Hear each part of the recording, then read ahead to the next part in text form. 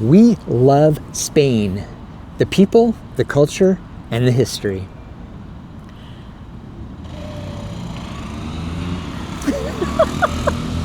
If you've been watching our channel, you know that we're now starting our third year of full-time travel, if you can believe it. So come along while we spend the next 30 days here in Seville.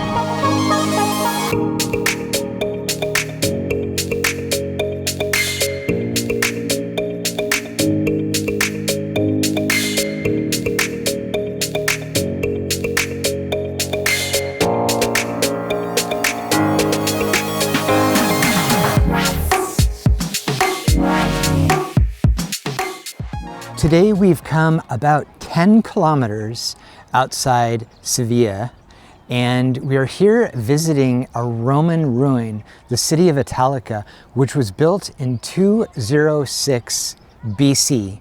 That's quite old. In fact, it's the oldest Roman city in Hispania. It was actually the first Roman city built in Hispania. So there's a lot of significance to this site. And we just recently discovered it. Now, another really cool thing that we found out is the Emperor Trajan was born here, which I thought was kind of surprising and really kind of cool. You don't think of ever visiting the first of Roman anything, but you know, the first Roman city on the Iberian Peninsula. Yeah, I thought we should come check it out. We're starting with what is probably the largest and most spectacular site here, the amphitheater, which could house about 10,000 people, and it's pretty well preserved.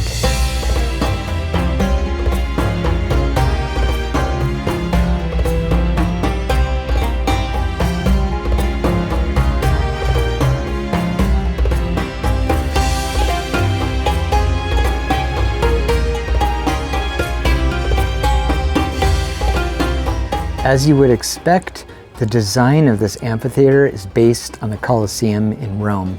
There are a couple things that are really cool about the preservation here.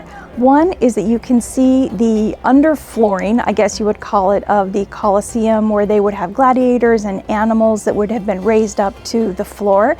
You can also see the first and the second level of the Colosseum, which is cool, and you could just imagine a third level on top of this that would have probably totally blocked out all the trees behind me. So it was pretty massive and very impressive in its heyday.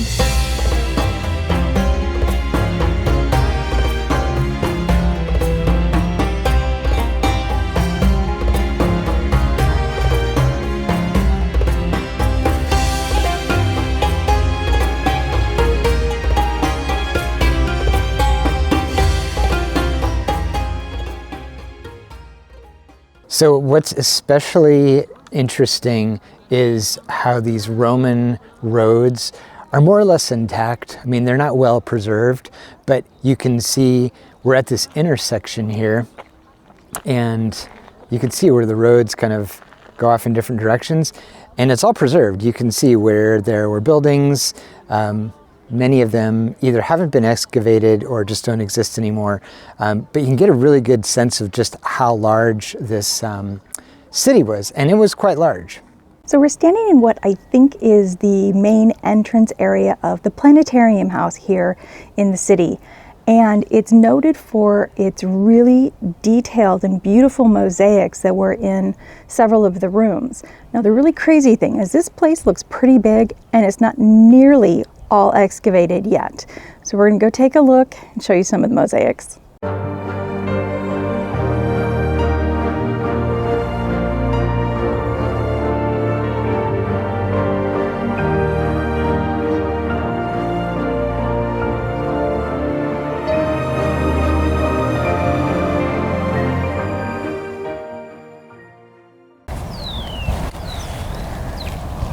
It seems like there are large parts of the city that are just completely unexcavated. Behind us is the arena.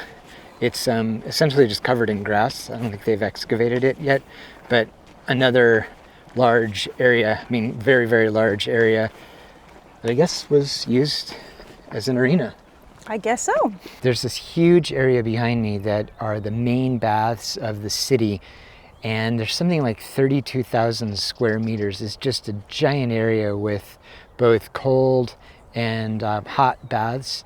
and then some other areas for changing and things like that. Pretty cool. We're at the House of Birds, which is named for one of the large mosaics here that have basically a bunch of birds on them. The houses in this part of the city are for the very wealthy.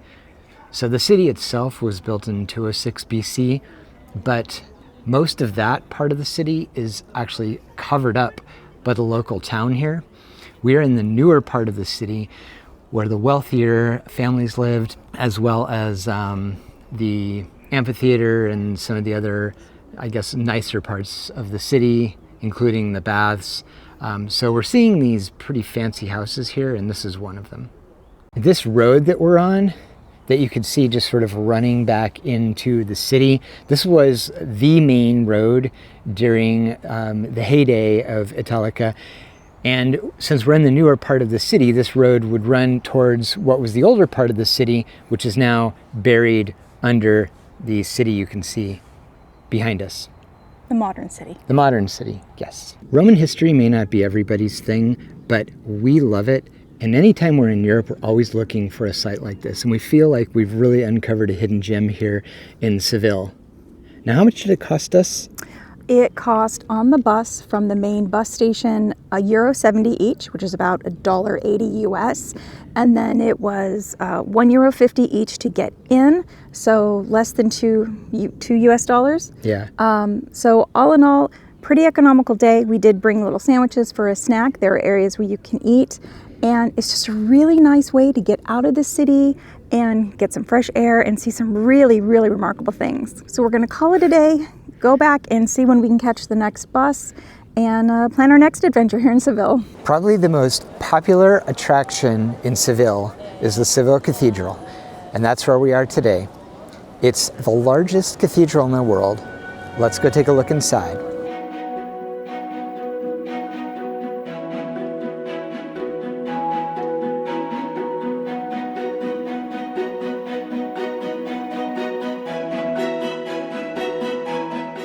We decided to start with the tower, which used to be a minaret and was later converted to a bell tower.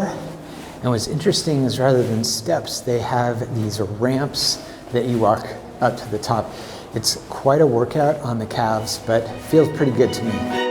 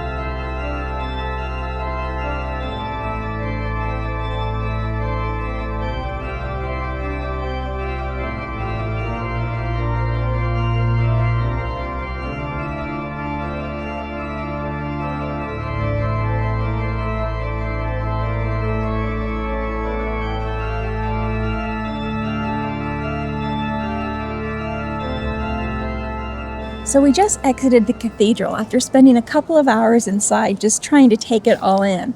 It is an immense building, absolutely gorgeous, full of just rich architecture, tremendous amounts of history.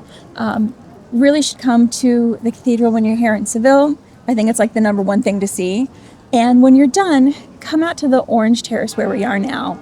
Sit down for a second, kind of absorb it all, and just look at the gorgeous surroundings. Included with our tickets to see the Cathedral of Seville, we got access to the Church of El Salvador, which is right behind us.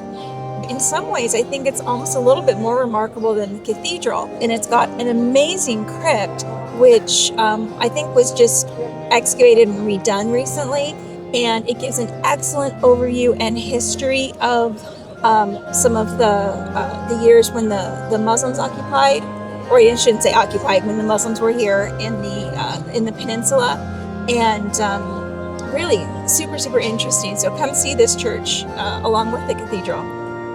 Yeah, it also had a lot of English, which was really helpful because you could read all about the history and explanations of all the little chapels on the side, along the side, and it even had a museum that kind of had a little bit more history about the church itself. One of the places you should consider visiting is the Royal Alcazar of Seville, a historic royal palace built using the ornate Mudahar style. It is located on the site of an Islamic citadel, which itself was built over a Visigoth Christian basilica. The present-day palace was constructed in the 1360s and is worth visiting if you enjoy history and architecture. Since this is our second visit to Seville, we decided to skip the Alcázar this time. It was such a beautiful day today that we decided to come out to Plaza de España, which is right behind me. It was built for the Ibero-American Exposition World's Fair, which took place in 1929 and was designed to showcase Spain's technology and something else. Industry. As we were walking, we thought, God, there's a lot of people out, and didn't realize it was Constitution Day. So the crowds are out, lots of families, really nice to see. But let's go check out Plaza de España.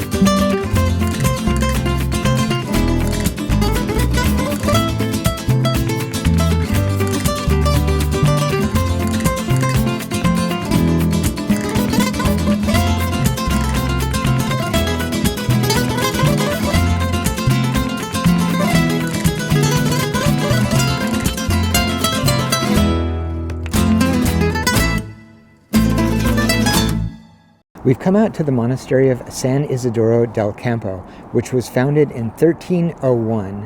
Now, there's supposed to be some really amazing frescoes here, as well as a lot of very unique artwork.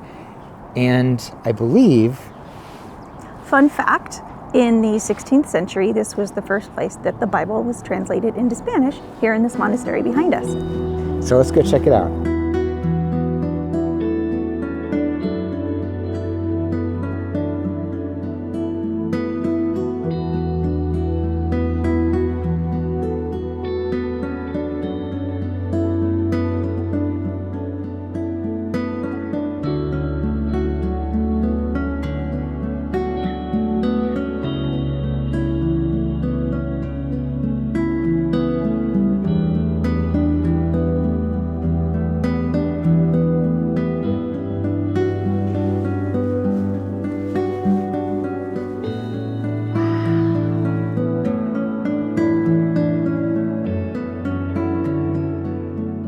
We've only been inside the building for a few minutes and already it's pretty amazing. There's just gorgeous tile work and so much painting that looks original. It's really just fantastic. And we're here in the sacristy right now, which is where the priests would get ready before Mass or did a service, and it's just really just outstanding, gorgeous. I don't know why there aren't more people here right now, honestly.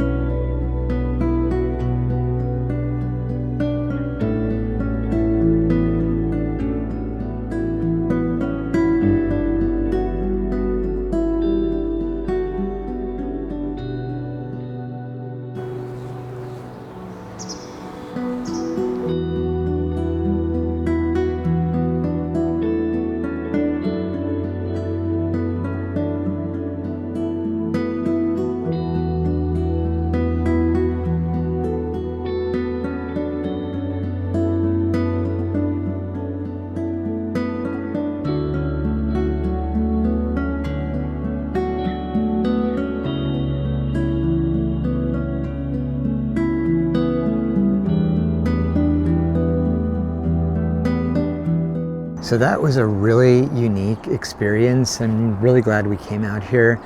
The architecture inside is a combination of Gothic, I think Languedoc, which is like French style, and then Mudahar, which is kind of like a Moorish style. And it was really interesting to see the way they've partially restored the frescoes and partially kind of left things the way they were, kind of worn out. But very interesting. No English, but we just used the Google Translate app to read the plaques that they had out there, which were pretty descriptive. Yeah, I think the biggest thing I can say about this place is just wow. We were walking through and everything was wow, wow, look at that. There are just layers and layers of different types of frescoes and tiles, and you can see how they're just one on top of each other, and just really, really extraordinary. And it's definitely worth the very short bus ride to come out here and see it. Yeah. What I liked was that there really weren't a lot of people here, so you don't get that pressure to move along. There weren't people crowding around you, so really just got to take our time and enjoy the quiet and the architecture here. Yeah, just total hidden gem. Yeah. Wow, so that 30 days went by really fast. We hope you enjoyed this video. And we'll see you in the next one.